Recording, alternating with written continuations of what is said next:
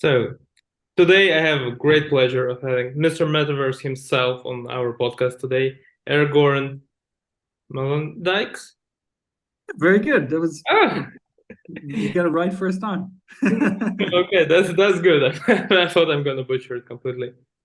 And again, one of the things we do with this podcast is we do go and talk to builders in the community, startup builders, people who have AR companies or who build metaverse platforms, who work in the AI industry. And the thing is, that's one perspective. That's one Mhm. perspective of the people. And today I want to touch upon a bit of a different perspective and talk somebody who is more of a thinker, a dreamer, and a philosopher in the community. Uh, and that's why I'm really pleased to have you today here, Aragorn. And would you introduce Yeah, yourself to us and tell us a bit about yourself? of course, Ivan. Let me first say I'm super happy to be here, of course, and I really appreciate your invitation. Yeah, well, look, my name is Aragorn. People call me Mr. Metaverse, so I just accepted that moniker, as you call it in English. Geuzennaam is what we call it in Dutch. And yeah, me and my business partner who's across the table, Jeroen, we started a company called It's Mr. Metaverse. And we have a very nice, I really need to memorize those because we have a very nice mission and vision statement. But what it really boils down to is that we aim to educate and inspire people around the world, right? And by extension, that means that we inspire and educate through keynotes and online content and online courses, but also by live masterclasses. And so by extension, we also advise companies and managers, executives, or decision makers, policymakers on emerging technologies, all in relation to the metaverse. And that's the container concept that I like to bring it back to, because I think that won't go too deep into that now because you probably have more questions, but I think humanity is on a trajectory, right? We have technological trajectory, development, innovation, which has taken place over the last 10,000 years of civilization. But we're now reaching a very critical point because the technological advancement of our species is not linear, even though it seemed that way for the last 10,000 years, because it was so slow, but it's actually exponential. And once exponential growth really kicks in, you get to the knee of the curve, it changes really rapidly, really fast. And I think that the rise of the internet was the first step into the knee of the curve. And now, the current age we live in, we're seeing what I call the second phase in that development, and that's the metaverse, or the development towards the metaverse. So, what I do, I mean, I'm a former LinkedIn sales executive or sales rep. I used to be a RAM for Europe, Middle East, and Africa at LinkedIn. I worked at Oracle. Before that, I worked in a smaller IT company in the Netherlands called OGD. I originally studied history and international relations. I've been a traveler and an early adopter my entire life. The first computer was a Commodore 64 in 1987. My first virtual reality headset was an Oculus DK in 2012, I think. My first Bitcoin I mined also 2011, 2012, I think. Not entirely sure. On my video card on my gaming PC. And I had no idea that it would become what it is today. But I'm always one to really try stuff out early and work with technology. But right now I'm 40, and in the previous 40 years of my life, I treated technology as something interesting, something magical, but usually just as as fun. And I didn't really think about how all of those technologies really came together into the development of our species. And it's only over the last decade, I think, that I've been increasingly starting to think about that and putting together everything that I learned when I studied history and everything that I learned throughout my lifetime working at tech companies, together with what I'm seeing in society. And so that kind of led me to this position now where, yeah, I just call myself a futurist because I don't really know for any better word of it. And I know that a lot of people will instantly not take me serious because, oh, he's a futurist. He thinks, blah, blah, blah. He thinks he knows the future.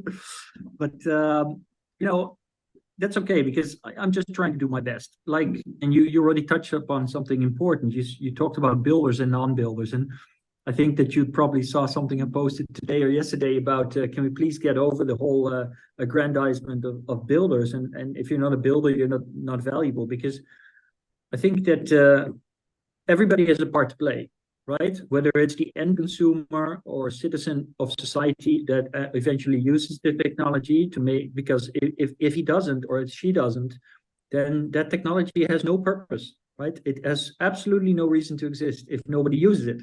So they have a role to play. The builders have an important role to play, very important role to play, because they're the ones that actually make things come real. They make it real, right? Before that, before the builders, it's just a dream, it's just an idea. But I also believe that we should not take away from the importance of the dream, the importance of the long trajectory that goes before it. There would be no science today, no physics, there would be no cars, no planes, there would be no internet if there hadn't been mathematicians, polymaths, and other scientists, physicists in the past few hundred years, or even 1,000 years, that came up with ideas, right? There was Islamic scientists all the way back, in the time of Jesus Christ, that were already looking at the stars and trying to figure out how they moved. And then there were the ancient philosophers from ancient Greece. And we only work on the foundations that they laid, right? But these are all dreamers. I mean, for all the incredible genius of Plato, he wasn't actually building things. He was just talking with the students, developing ideas. So you could say maybe that they are builders, but they're builders of dreams, of builders of visions, of builders of ideas, of ideologies. But that's of course not really the way that their builders used today. And so I'm not a builder. I'm a dreamer, and I think that my role in society, looking forward to what might be coming, and making sure that everybody becomes aware of that, is a crucial role for us to be able to move into the future in a more or less safe and sustainable manner. I hope that's an answer to your question. Oh, that's and it raises like a couple of others. I just want to say, perhaps like, what hello. Yep, we're still here. Internet connection is unstable, but we're good. It's just like what I think some people who argue that like there's not enough builders would argue is that like the content creators kind of do not produce anything valuable even in a dream, and kind of parasite over from the hype from what people actually build to like build their own like images and businesses, and don't really contribute to the actual builder side. I don't necessarily agree with it, but that's a point of view I heard expressed. Yes, well, I mean, the word content creator is actually a container concept, right? I mean, there are so many different content creators. There's actually content creators there. I literally saw a video yesterday of a woman on Instagram who was wearing only a string on the top of a mountain, and she was doing kettlebell Romanian deadlifts for the camera.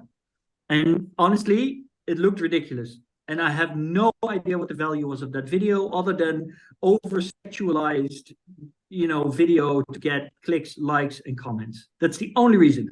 So if you talk to me and you say, well, content creators are useless. If we're talking about that content creator, I couldn't agree more. It's absolutely, it's like, it's the fact that we have to even deal with that kind of complete ridiculousness is beyond me. But that is one type of content creator.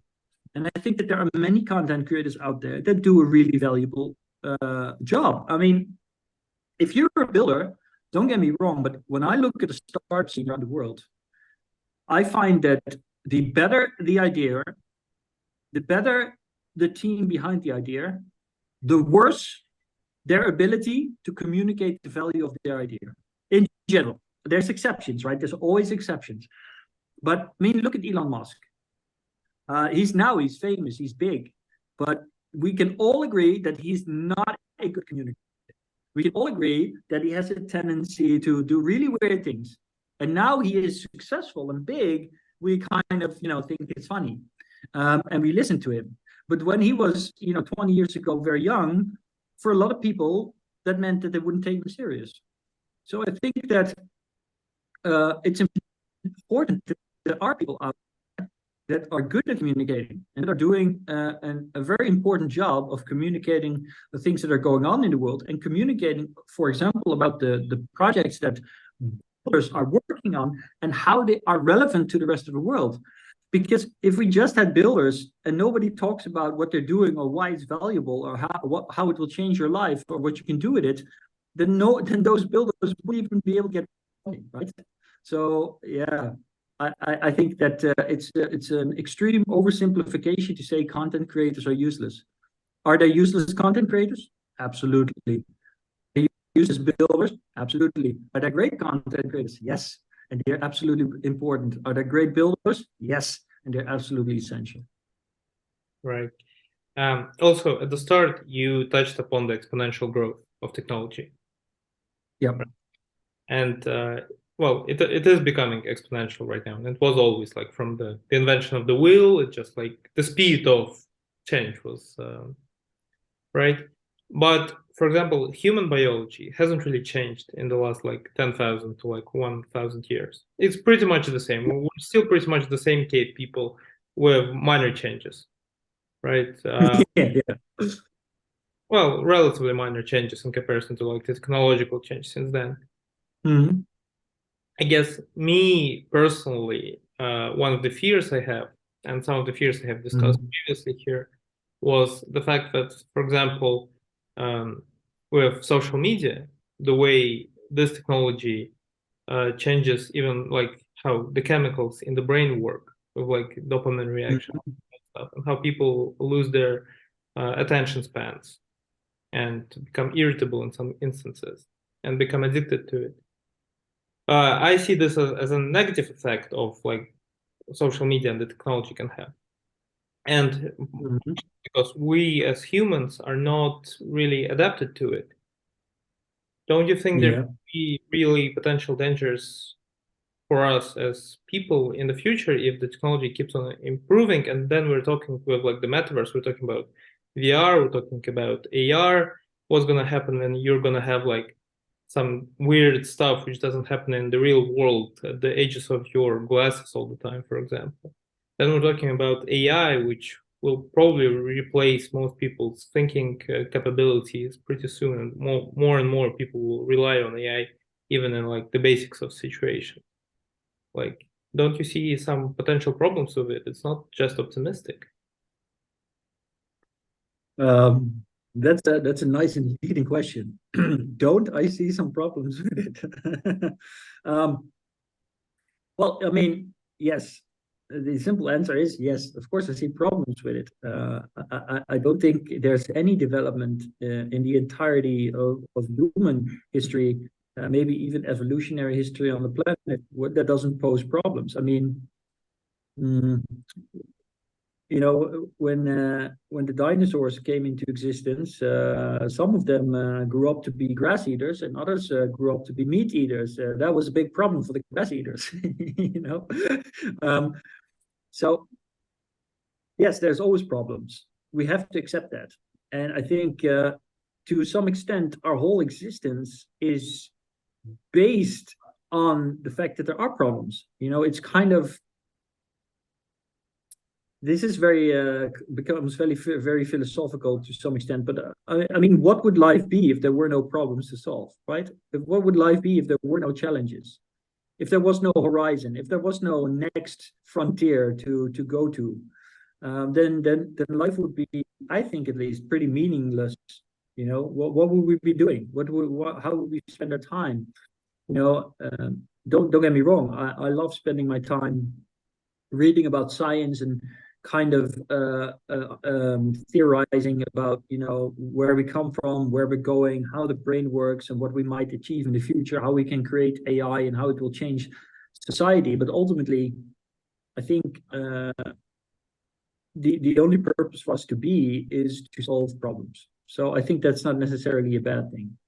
However, some problems are not nice, right? Right now, for example, we're facing a situation where suddenly people are becoming really aware of the fact that the pace of technological advancements is so fast that AI might actually be replacing people's jobs within not just a year, but within months. And ultimately, I think, and I'm not the only one, I believe that ultimately what we'll see in one or two decades is that all jobs, or 90% of all jobs, will disappear.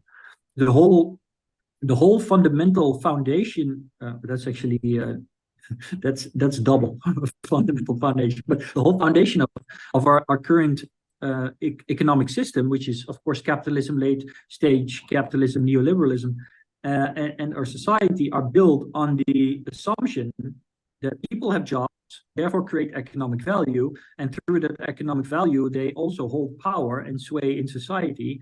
And that is the cycle, because the money goes from the consumer to the company, and the company creates, and etc. Right? And that system is already failing. I mean, we know, because what does a company like Apple do? A company like Apple charges 30% fee on the App Store for every single piece of software sold there. And with that 30% margin that they take for doing absolutely nothing, right? Which is then taken away from the companies that develop the software, so they can't use it for further innovation or to hire new people. That 30% is used by Apple to buy back its own shares, to increase the value of its own stock, right? So we already have a massive problem there, because this whole economic system is in itself failing, because it is extracting more and more value from society, and it's not giving anything back anymore, right? So if we consider that, and we then consider on top of that this technological development that will completely break down, the fabric of our economy, which is people working and then getting rewarded for that work, then there we have some serious, significant problems on the horizon, right? Because in the short term, that means that the whole economic system is going to collapse. And people listening to this, some people will say, oh, here's another lunatic, another conspiracy theorist who thinks the world's going to end. And I understand that. It's very hard to imagine this kind of thing. But I hope that they will see, after watching your podcast or listening to your podcast, and they listen to other podcasts, for example, the recent YouTube video by the Center for Human Technologies on the development of AI and where it's going to go. They're saying the same thing, right? They are saying that there's significant risk. There's also existential risk. There's a real risk of us as a humanity being completely extinct by the end of this century due to AI. That's also a real serious problem, I would say. But what's the alternative, right? What's the alternative? We're going to stop. We're going to stop everything. We're going to stop today. We're going to stop our progress. I think that's impossible. Even if all global governments would come together and would prohibit this kind of development, that there will be people who will continue in secrecy simply because they cannot stop their own curiosity and inquisitive nature. So the only way to deal with this, and this is something that, for example, the war on drugs has shown us very, very well, is that we should not start outlawing or banning things. We need to work together to create a system of regulation and understanding, so that we can develop in a kind of responsible way towards the future. Yeah. Another long answer to a question. I hope you're okay with that. No, that's good. That's good. But we have stopped gene editing for a while. Yeah. And if again, yes, sure, once the Pandora's box is open, you can't really stop the development of something. But individual developers do not have the resources to create ChatGPT, for example, on their own. Right? This is big projects requiring big investment. Just as you say, it's it can be a couple of months and people are losing their jobs, or okay, so I'm not losing my job, but what I've decided to try. So I decided to build for my company an application. And at first, it was about the time when ChatGPT 4 was launched. At first, I went to some web developers to talk about it. But then I thought, well, they're putting me those extremely high prices. Why don't I just experiment and take ChatGPT 4, pay $20 per month, and try to build it myself? I mean, I have a mathematical background. I understand how code works. I never built applications. Yes. But I can understand the code that gives me and manipulate it. And that's what I've been doing for about a week right now. And it's going slowly. There is obviously bumps. But now not a coder, not a developer. Now I have the power, which I think is great from one standpoint, because now I can create my own creations using AI's brains. But at the same time, developers are looking out because, well, they lost at least me as a client in this instance, for example. I think there's a few interesting things in what you just said. First of all, you referred to this in your previous question as well. The difference between the biological brain and the technological intelligence, or at least cognitive augmentation that we're creating today through artificial intelligence, and of course the hardware that supports that. Yeah, so first of all, technological compute is 1,000,000 times, if not 1,000,000,000 times faster than the brain, right? The only reason that our brains are still doing things the computers cannot is because our neurons, which are super slow in comparison, work all parallel to each other. So we have about 100 billion neurons in our brain, and all of these 100 billion neurons are connected to at least 100,000 other neurons, and therefore, you have several trillion parallel threads, basically threads. If you talk into computer language, threads run at the same time, and that makes incredibly swift. Just for example, I think this thing, compare that to 1 trillion threads in my brain. So even though all of my threads are really slow, I'm still my brain is wired for a very specific kind of compute, right? Pattern recognition is really the most exceptional ability of our brain. Whereas the current technology that we're building in AI, combined with our technological prowess in terms of computing power, microprocessing, etc., can do much, much more and can go far beyond that, and would be far less limited than the human brain. So then what does that mean for us coming together with that technology? So I really consider current development to be already augmentation of the cognitive ability of the human brain. I use ChatGPT all day long. I use it to supplement my memory, to find information that I kind of knew is there, but I didn't know exactly what.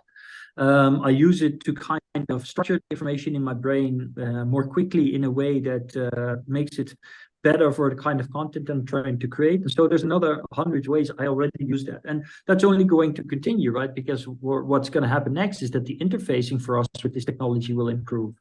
The user interface now is still typing and chatting, but it's going to be talking and speaking, and very soon, it might just be thinking. I mean, if you watch this, for example, the videos from the Center for Humane Technologies, or some of the Facebook stuff that's going on, they can already kind of translate your thoughts based on the blood flow in your brain. So this, in China, there's whole schools where they're already measuring the brain activity of the students to see if they're paying attention. So this is literally just around the corner, right? That we can literally think. I mean, there's a gamer on Twitch last year who played Elden Ring completely with her thoughts, right? She wore a device on her head, and she was just thinking what her character had to do, and she played the whole game like that. That's the time we're living in. So this transition is going to go incredibly fast. So we'll have our biological capabilities first augmented, and I agree with you, ultimately completely replaced by technology. We'll become cyborgs, and we'll become complete cybernetic beings, ultimately probably virtualized in somewhere in the next 50 to 100 years. Okay. Yeah, that was the first part of your question. And then the second part was, help me remember. Well, kind of. Oh yeah, you as a software developer, you're already using this technology. So I'm building an app myself, and like some. Yes, exactly. Yeah. So I do that too, right? I use GPT to code, and I never learned to code. I've been coder my entire. I always wanted to be, but I never, got around to it. And now I can. I mean, I can't code. ChatGPT or GPT-4 does the coding for me, but I can do it, and I don't need a software developer anymore. But I mean, in many ways, that kind of transition has been happening for as long as we can remember in human history, right? At the start of the 20th century, you had in the UK and Great Britain, you had a massive guild of weavers, right? So they would be weaving textiles. The textile industry was very big there. And then they had automation, where they suddenly got steam in it, and they could start weaving on a much grander scale, and they needed less employees. And ultimately, employees got completely replaced. And of course, also some of it got replaced because they did an offshoring, and they transitioned the industry to Asia because they had cheaper labor there. But I mean, this kind of transition of labor, disappearance of jobs, is something that's as old as humanity. And up until this point, it's always been the case that whenever new technology was invented, initially jobs were lost, but ultimately more jobs were created as a result of that. Now, I'd love to say that this is going to be the case now and make people feel good. You don't need to worry. There will be more jobs, but uh, honestly, I don't really think that that's going to happen because I think that we're going to go into a transition now where technology will make labor, at least human labor, both intellectually and physically, completely obsolete. And I know that sounds incredibly crazy, but over the next 30, 40 years, all jobs will become obsolete. At least, in most of the Western world. And when I say Western world, that's not even a term that can be applied. It's probably an anachronism because I believe that we will see the rise of what are currently considered third world and second world nations or countries that will rise very fast to prominence and to power for the simple reason that they currently lack the infrastructure of technology that is currently dominating in the world, right? Look, for example, at a country like the Netherlands. In the Netherlands, everybody has fiberglass internet. Everybody has a bank account. Everybody has a mobile phone. Everybody has all the luxuries. And so nobody in the Netherlands gives a shit about all these new technologies. Well, that's a little harsh to say, but they're not really, I mean, it doesn't really matter to them. They don't need it. It's not essential for them. It doesn't represent an opportunity to go from poverty to having a normal life, right? So these people are not motivated. It's hard, it's tough to say, but it's true. Whereas people like in Suriname, I was there last year, which is a country in South America, a former colony of the Netherlands. It's a pretty poor country, I gotta be honest. And people there don't always have internet and electricity. So these people, they are motivated, right? They want to be part of a new world. They want to make a better life for themselves. And if you tell these people, hey, you don't have internet in your village, but if you put some money together, you can buy a Starlink and then you have the fastest internet in the world instantly. And you can start building virtual products on Web3 communities or in Web3 games and you can sell it and you can make money. These people are super motivated, right? Because they have a reason to do it. They have a reason to work for this. So they adopt the newest technologies.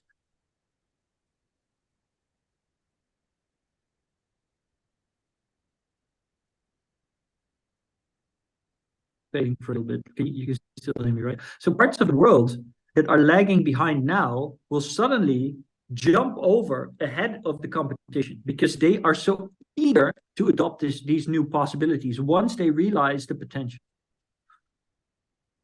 Now, I wanted to ask you when you started talking about the interface and how it changes to thought-based interface. So AI is a big stepping stone into the future. What about Neuralink? Yeah, I think it's just another stop on the train, on the rails, on the road. I think we're definitely going to go there. There's no doubt in my mind that before I die, I will have some kind of implant or some kind of, maybe just a pair of glasses on my head that can read my brain. But I'm absolutely convinced. Like, there's just no doubt in my mind that we're transitioning into what I would consider true transhumanism. So the literal combination of modern technology with our biological organic original form. This is a given. And people that think, oh, I don't want that, or I don't like that, or I'm afraid of that, can understand that you might have those emotions or thoughts. But the truth is that once we move into a society where anybody that is augmented is, extremely superior, for example, in terms of cognitive ability or physical ability to somebody that's not augmented, then nobody wants to be unaugmented, right? You don't want to be the kid in school that can't jump over the fence because then everybody's going to make fun of you, right? That's just a very basic human kind of experience. And I don't think that that's going to go away fast enough for it to allow for that kind of thing. Ultimately, there will always be some people, right? We have the Mormons and what are they called? You have 40 people in the world that go ahead. Luddites. Is that what you mean? Yeah, for example, there's Luddites. Yeah, there's always people that, of course, refuse technology or they don't want to be part of this new development. But I think that those will be a minority because ultimately, a very strongly human ingrained instinct is to be part of the majority, part of the bigger group, to move along. So yeah, that's going to happen. It's just a matter of time. Do you think after Neuralink, digital immortality is a potentiality?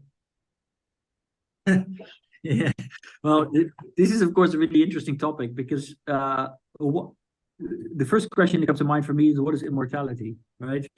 I mean, immortality for me would be that the person that you are talking to right now, so the continuance of this particular data stream or data form, that perpetuates, so that there's a continuity of my identity, right? But if you would upload my brain and only upload the pattern of my brain, then you might have something virtually existing that is absolutely 100% like me. But the question then is it actually me or is it a copy of me? And so, I mean, immortality for me would insinuate that I continue to exist.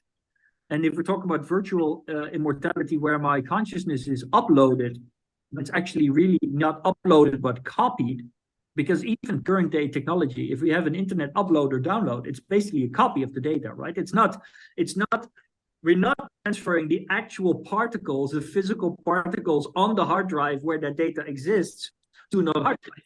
So it's always a copy. It's just that one copy stays and the other one is deleted if we move it. And so if we do that, if we translate that to humanity, that this is the thing that always scared the shit out of me in Star Trek, because in Star Trek they're just beaming all over the place, and the only thing that I can think when I'm looking at that, and I love Star Trek, but that's the only thing that scared the shit out of me, is like, are these people actually being transported, or are they just people being killed in one place and then people being copied to another, right? So if that's going on, that's pretty crazy. But the thing is, nobody would ever know, because the person that comes into existence thinks they're the original. This is like the whole premise, by the way, of the movie The Prestige with from Christian Bale. And anyway, go on. Yeah, with Hugh Jackman. Yeah. Yeah. Good movie. Yeah, no, but I mean, like, at the moment, yes, sure. But if you have like a Neuralink implant, which you live Yeah. with, which becomes part of your brain, and then your Yeah. physical body gives up, but the Neuralink Yeah. implant, well, any sort of implant, Neuralink as a company itself, uh, just keeps on like persevering. Like for me, the question would be, will I keep on experiencing life? Because like you say, like, okay, the stream of like content from my brain, like going to you, this is like immortality of my being. Mhm. We like say like we already have this, for example, with YouTube videos, right? But say like when I'm gone, right? Well, people can watch my videos, but I'm not experiencing uh, like those. I wouldn't be experiencing like creating this podcast or talking to somebody. It will be like the after effect of me. But with the actual like neural Yeah. link, so like okay, so like my body gives up in far future, hopefully, Mhm. and then like I just like live in a house somewhere in the central land, and like my Yeah. friends can come visit me, and like we have like I don't know, digital beer or something. Yeah. Like Yeah. It's a super interesting question. Well, one of the first things that we have to realize is that technically the body that you're talking to right now, so this body is a completely different body than the one I was born in. Like literally every single cell in this body is brand new, or brand new in comparison. Like, I mean, not a single cell in my body is older than 10 years, right? We can say on average scientifically that every cell in the human body is replaced every 7 to 10 years. So throughout a lifetime, if you become 70 years old, you can easily say that you had at least 7 different bodies, right? If you take that into account, then really the only thing that is the continuity of my identity is the data as it is maintained within my body and copied, and still I have a sense of continuity of identity. But perhaps Aragorn that lived last week actually doesn't exist anymore. So then the question becomes, what is consciousness, right? What is consciousness, and how do we experience this continuity of identity? And if we take that into account, then the thing that you're proposing there, that we might come to a point where, despite our advanced technologies and despite our ability to regrow our organs and revitalize ourselves after like 600 years, my original body still completely disappears. It might mean that my consciousness remains.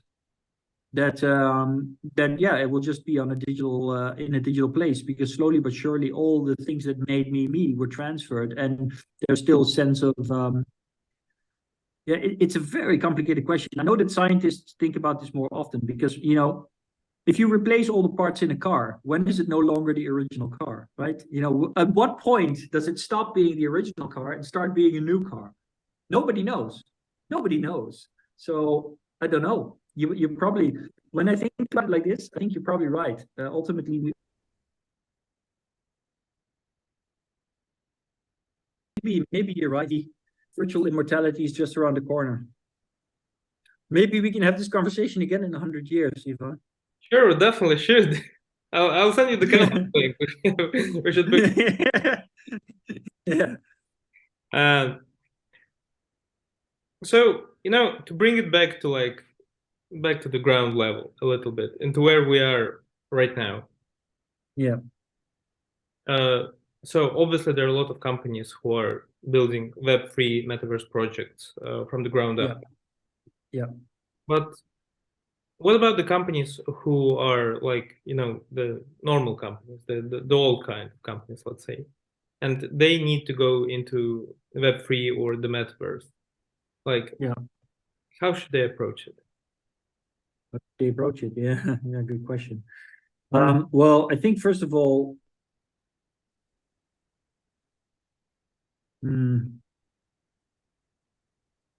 honestly, I think that a really important decision that should be made by these companies is that they need to onboard younger people in higher level jobs.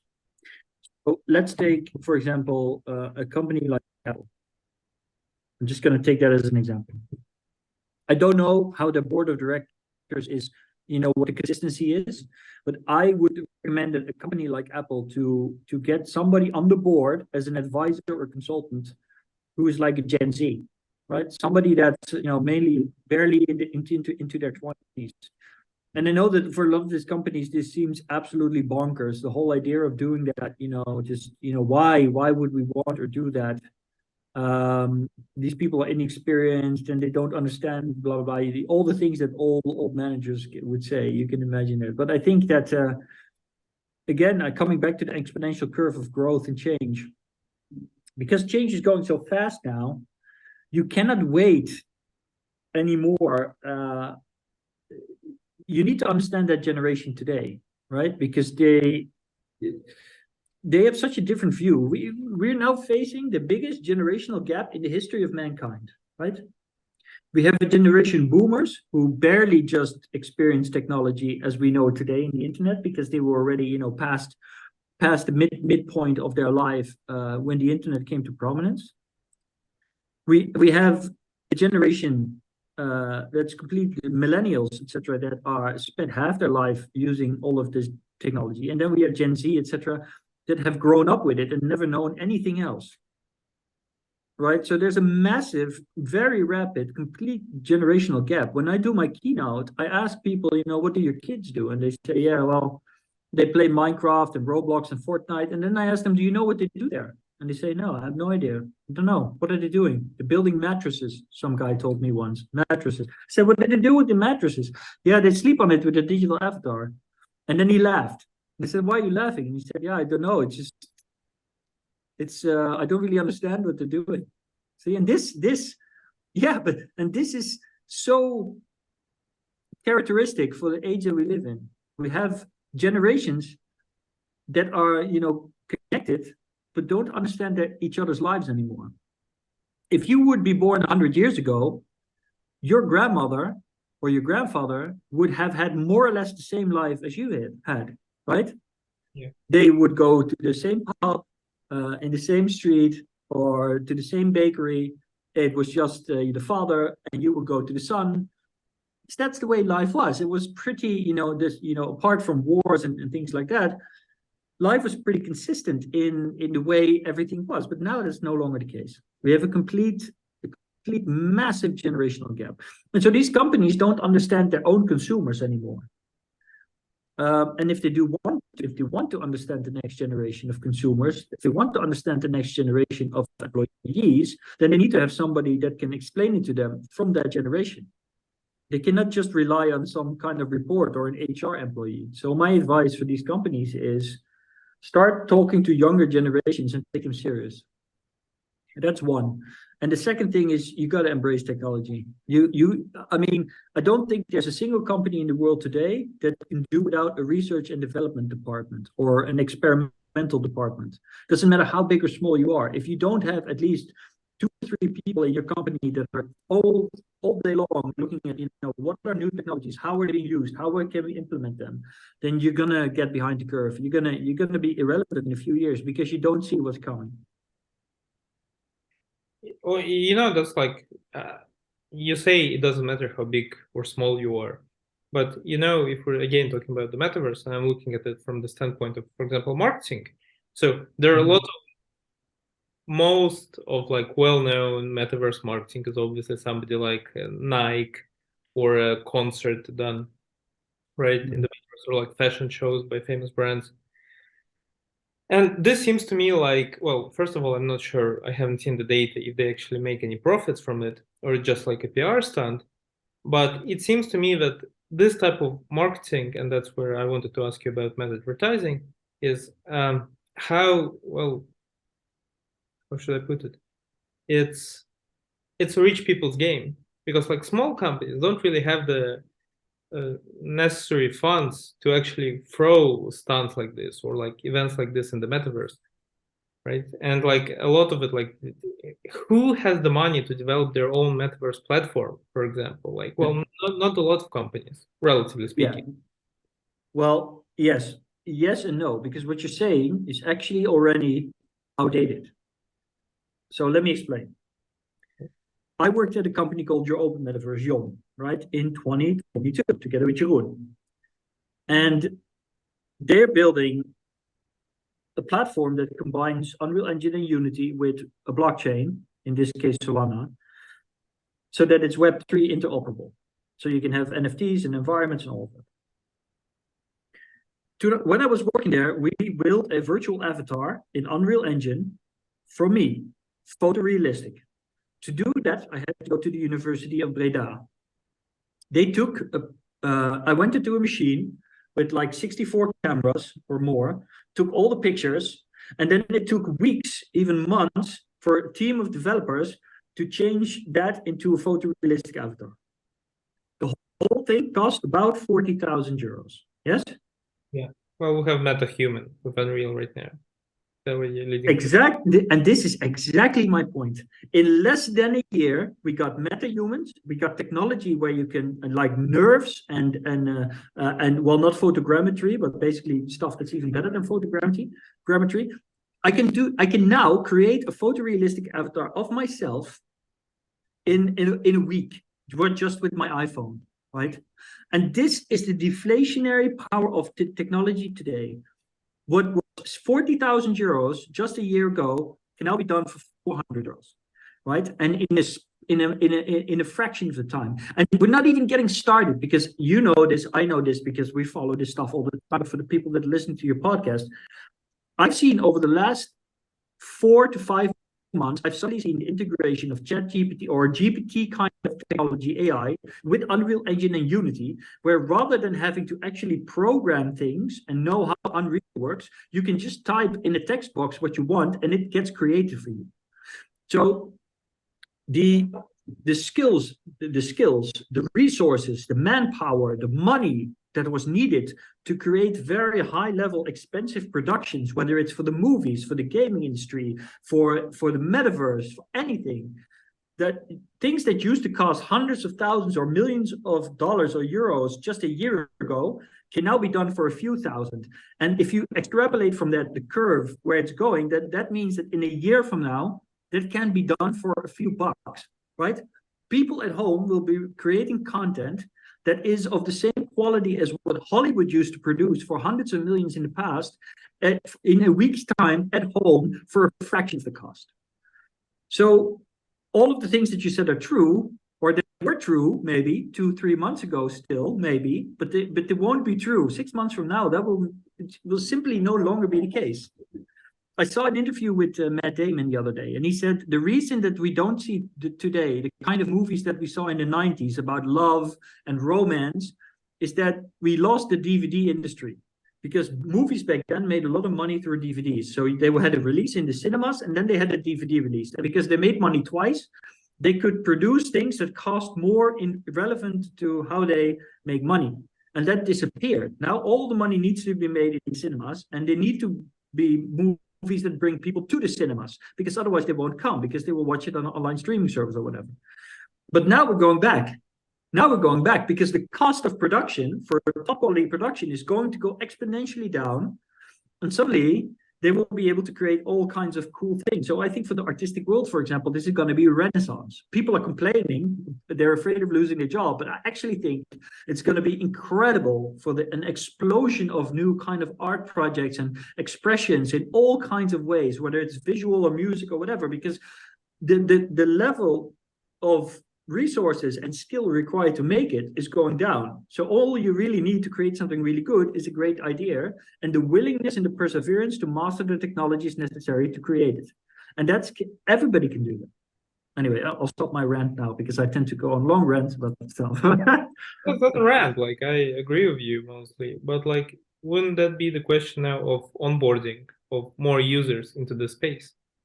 Of course, but the crazy stuff with this AI is that, and of course it's not just AI, also Web3 technologies, and other metaverse related technologies, but at least AI is like a gateway drug, I would almost say, right? Because AI is providing us in many ways with the most natural interface we've ever had with technology, right?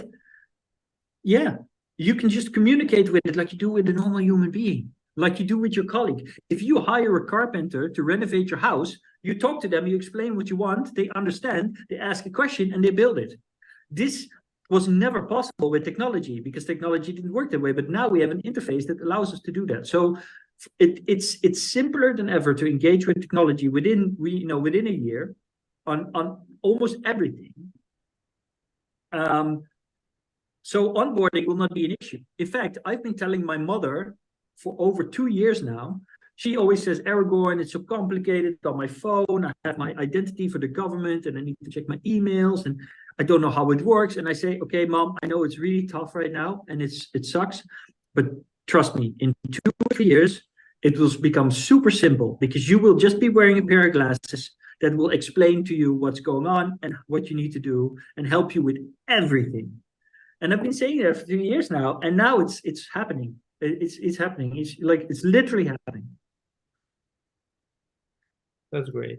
Now, like how you say, that's great.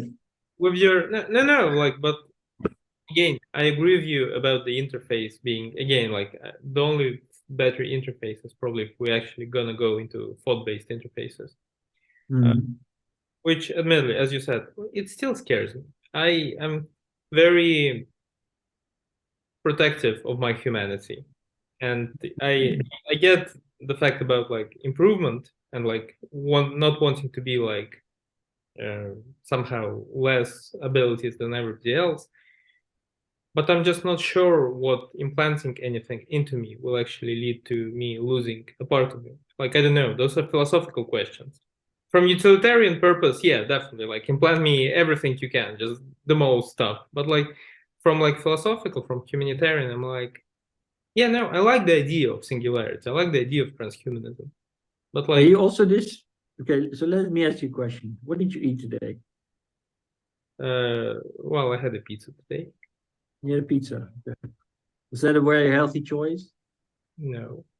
Did you worry about what it would do to you and how it would change you as a person? Well, not as a person. I did worry about like extra calories, but I was a bit lazy.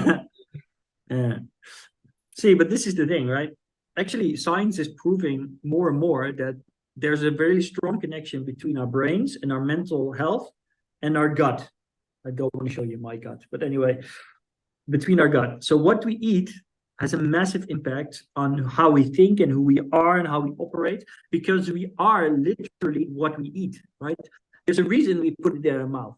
We put it in our mouth because it goes inside and then it's used to create this body. But nobody worries about that. I mean, in fact, we have a massive obesity problem around the world because nobody worries about it. People just eat whatever they get given and they don't really think about it. I don't think that's a good thing, right? I don't think that's a good thing.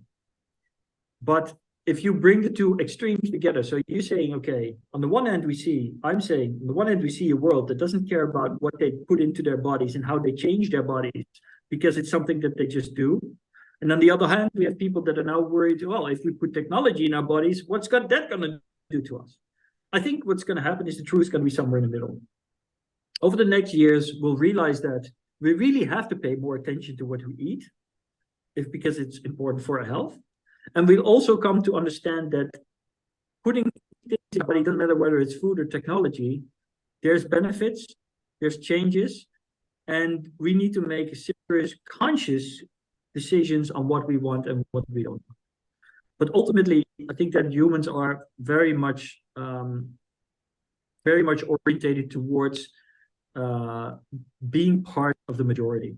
So once some people start using technology to augment themselves, and the benefits of that become clear to others, more will follow, and ultimately everyone will follow. Because that's what happened when people started eating pizzas and it was nice. Everybody started eating pizzas and it was nice, right? This is why McDonald's is big today. So the only benefit is that going forward into the future, I think we'll be better able to decide what's good for us and what isn't. Well, that's true, but I think the difference between the pizza analogy is, sure, people started eating it, and like processed food, again, it helped to have larger quantities of food to feed larger quantities of population. But the moment I realized that pizza isn't good for me, like once I actually come to this realization, pizza or like whatever, anything, I can easily swap to something else, And you can. and within and my body will change accordingly to like healthier food. Yeah. With technology, I think, but again, we're talking about technology which barely exists at the moment. But it's just the idea, well, if I implant myself with something, it's kind of, I can't go back. It's forever.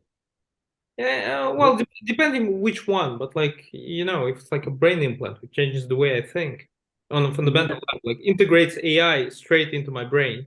Well, I can't really take it out afterwards because it just. No. But people take tattoos and take your tattoo back either. Well, some people think you can and they try. Generally doesn't work out that well. So yeah, I mean, you're right. Will that stop people from doing it? No. Does it mean that you have to do it or will do it? I don't know. That's going to be up to you. I think ultimately you and everybody else will make a decision about whether they think it's important enough for them to do it. That's going to happen. But I would like actually go back to something that you said earlier, because you said something really interesting. You said, I really value my humanity. And I like that you said that, because I do too. But when I say that, also the other thing that comes to my mind is, what is humanity? How do you define humanity? What makes us so particularly human?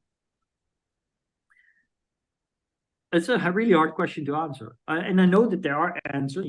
Some scientists might say, well, it's our ability to work together in really, really large groups, because there's no other animal on the planet that can have such a complicated collaboration across time and place, right? Because we basically, if you look at any logistical system in the world, you realize that there's thousands of people working together to come to a single goal, which is just delivering a package from the Philippines to, I don't know, to Brovnik, where I am now. But then there's other people, and they say, well, what makes us so unique as humans is our ability of conscious thought, and we are capable of understanding ourselves. Or then there's artificial intelligence scientists will say, well, it's what makes us human is our ability for theory of mind. But then again, we already see the theory of mind is now coming into, or already exists in AI. In fact, it's already existed in AI apparently for 2 years, and they didn't even know it. So So the question is, what is our humanity? What makes us so very human, and how do we preserve that? But I think that that's something that we've been trying to answer since the first civilizations and the dawn of language and communication. Even in the Roman Empire, the best works, the greatest philosophers were engaged with the question, what makes us human? Why are we human? Why are we here? What are we doing? So on the one hand, I understand that you're saying that, but on the other hand, I'm not convinced that our humanity is dependent on the form of shape we take or the functioning of our cognition. But I might be wrong. I don't know. Just again, if you go back to the quote that I think, therefore I am, well, again, if you have AI in your brain, who is doing the thinking? Yeah. Who's doing the thinking now? Also, good point. Well, well, with social media, I think like social media is doing the thinking. Everybody is just trying to be part of the, as you said, everybody is trying to do Yeah, it. there you go. I mean, if you read Yuval Harari's books, Homo Deus and Homo Sapien, specifically Homo Deus, he makes a very strong case that basically people are just algorithms and there's really no free will involved. If you could understand the complexity of the algorithm, you would know for every input what the output will be. Now, I initially used to think that he might be very right about that, but I've changed my mind since then. Specifically based on some of the more recent works of quantum physics and mathematics. I've come to the conclusion that there's actually space for free will, and without going into the complex explanations for that, I think in its simplest form, at least I believe in monism. I believe that everything is ultimately one, right? And so everything in the universe is one, and at the same time that creates a space for duality, right? We have darkness and we have light, and they both define each other. We have life and we have death, and they define each other. And I absolutely believe that we have such a thing as, destiny, or at least a single shape and form in which all things will ultimately be expressed. And we have free will, which is the extreme opposite, because they are necessary. It sounds like a paradox, but they both need to exist. Otherwise, they wouldn't exist. But I just think that our current cognitive abilities are maybe too limited to fully comprehend these ideas. So yeah. Those are very hard questions to answer correctly, especially right now. We're in this era where the technology is only like taking its first steps. Well, first serious. Yeah. Obviously, AI has existed for a while, I mean, but yeah. and it's hard to really like put the feet on the ground on what actually it is. But Yeah, yeah, I I was just just gonna wanted say, to, yeah, no, go on. Yeah, no, I wanted to say Ray Kurzweil, look, he says, and I think that he makes a very strong case that if AI really takes off, in a few decades, we'll be augmenting our cognitive abilities by magnitude, order of magnitudes, right? So we'll be trillions of times faster and smarter, basically, than we are today. And the kind of thoughts and conclusions that we might be able to draw will be so far from anything that we can contemplate today that it's really almost useless to even try. fair enough. I think that's as good point as any to bring this to a close because we definitely don't have an answer on this podcast today. Yeah, we really took, we left the stratosphere, I think. Yeah. Where can people find you and get in touch? People can find me on any social media under @it's Mr. Metaverse, but although we as a team are on these social media, I'm personally mostly active on LinkedIn. Sometimes controversial, sometimes less. I always try to engage people and have a real conversation. Not everybody's always happy with the way I just do that, but that's part of the brand, I guess. So yeah, LinkedIn would probably be the best place. At It's Mr. Metaverse, or of course, Mr. Metaverse, Aragorn Meulendijks on LinkedIn. You can also go to our website, www.itsmrmetaverse.com, and if you want to talk, let's talk. I'll put all the links in the description below. Cool. Thank you, Aragorn, for coming and talking about this really trippy conversation we had today. Yeah, Ivan, it was my pleasure. I love to do nothing more than this, and I hope it inspires some other people with new thoughts or new ideas that will lead to new breakthroughs or works. I don't know. Maybe somebody listens to this and thinks, "Wow, this is so cool! I gotta start working in this industry." I don't know. I always hope that these kind of conversations will inspire people in some way that will be beneficial to all of us in the future. Yeah, hopefully. Well, thank you. Thank you. Hope you have enjoyed this episode. Be sure to like, comment, and subscribe to see more amazing episodes with industry leaders, experts, speakers, and people in Web3 community and abroad to know how to improve your business today.